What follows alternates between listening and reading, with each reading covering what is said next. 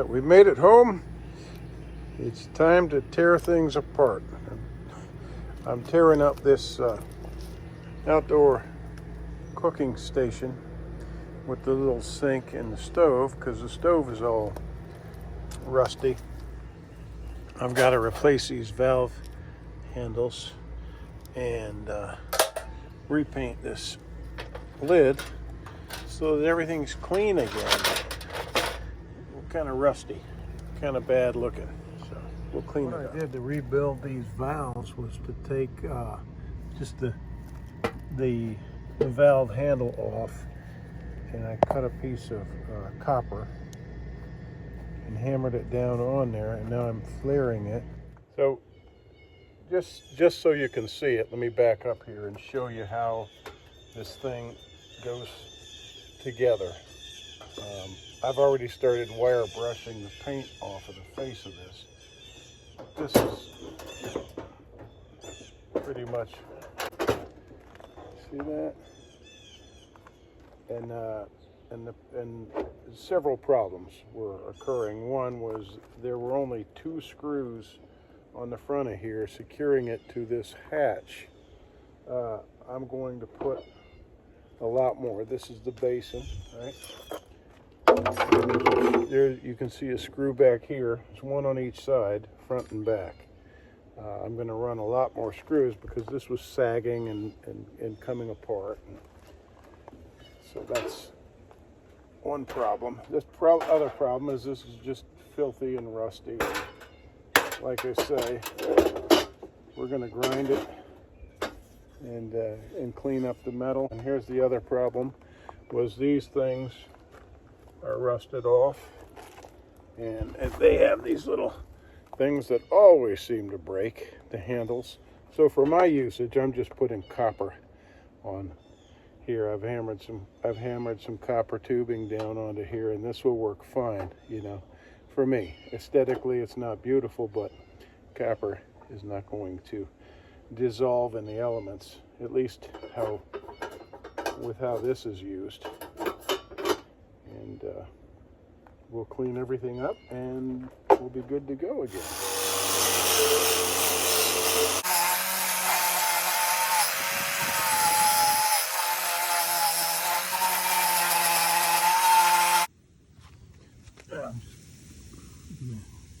Poured some of that OSPO on here, phosphoric acid, just to clean up some of this corrosion.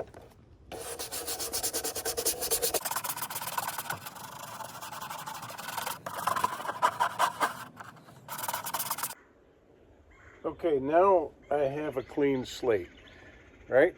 My little cooking, washing compartment is cleaned out. All the parts are taken out. And you, of course, know that you can put your own cooktop here. You can buy one online or in a department store.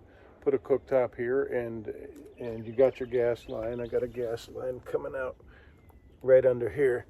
And you can cook till your heart's content, but then you've got something that's moving around. You'll have to secure it anyway. And what I like about this is that it has the wash basin adjacent to the faucet, the plumbing, gas plumbing, water plumbing.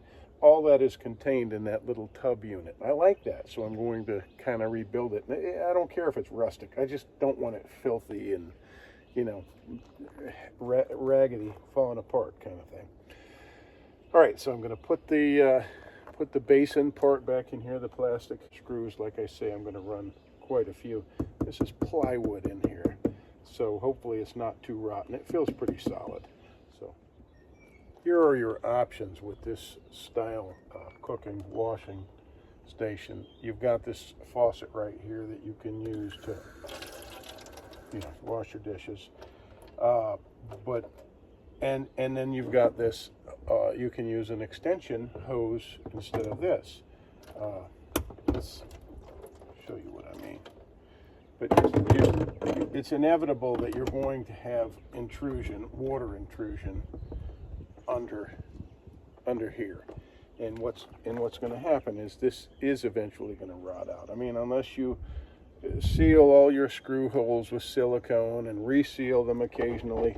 You're going to splash around here and water's going to get under here and go down through your screw holes and rot your plywood. Not the end of the world. You can replace the panel, but how do you replace this material? It's tough.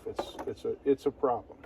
So my suggestion would be to carry an additional basin and a stand, if you have room for that in your storage in your trailer, and put it out here adjacent. You know, you could have some lightweight foldable stand and put any kind of plastic bin up here and do your dishwashing here if you want to do this stuff outside. The idea is just to be able to clean pots and pans outside, or just do your dishes inside of your camper if you can get rid of your gray water.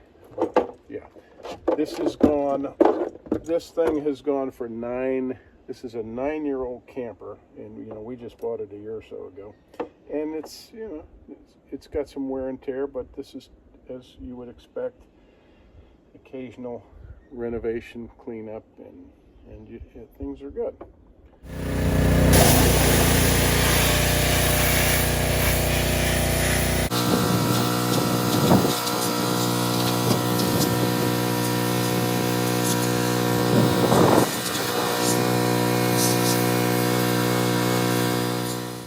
I think these are more interesting anyway, right? I'm just going to tap those down on there. Have to hold this from underneath, but yeah. Now that I have the basin screwed back onto the hatch, I'll just attach the hangers. See how that works? On either side. And just drop in my stove insert,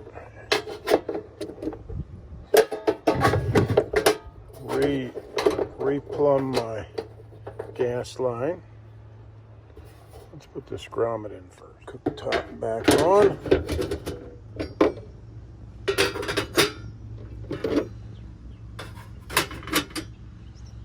All right, with a couple of more screws to go in place. Kind of hold everything together. Reasonably restored. I decided to go ahead and shoot some black paint onto it. I can do another coat. Got this all cleaned up, and here's another idea. What about using a cutting board like so? We are ready to go. Now you can't see the gas in this bright light, but there you go. It's on. Everything works.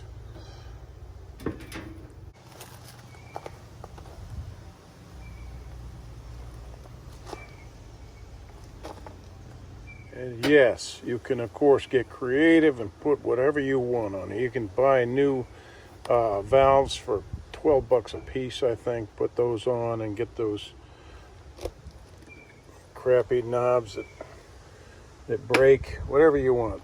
Drawer handles.